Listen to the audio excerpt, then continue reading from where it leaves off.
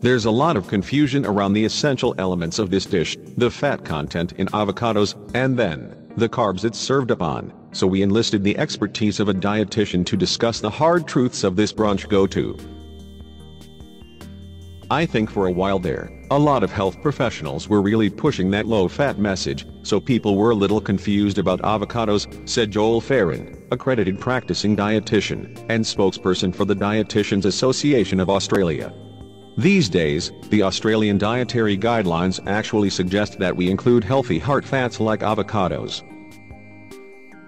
There was some interesting research to show that eating avocado as a part of a moderate fat diet is actually good for reducing the LDL cholesterol, the bad cholesterol, than a low-fat diet without avocado, says Farron.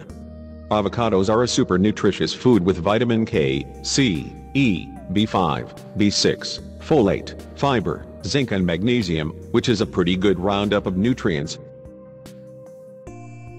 Farron also says that the avocado has a compound group called carotenoids, which are great for eyesight.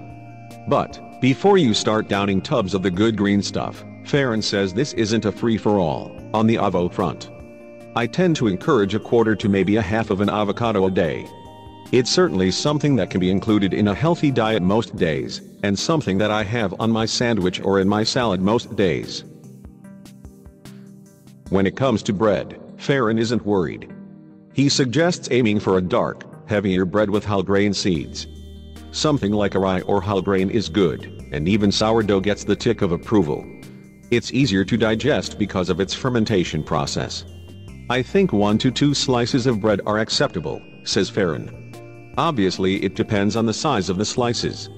He encourages the idea that bread is good for us, being low in salt and high in potassium, and that cutting it out is unnecessary. What about adding topping, though? Farron suggests adding a protein to the dish. You could have a side of smoked salmon or an egg or two on top, he suggests. Then you're ticking a lot of boxes, because you're getting whole grains, the low GI carbohydrates for long-sustaining energy from the bread, you're getting healthy fats and a range of other nutrients from the avocados, and you're also getting some sort of protein from the eggs or salmon.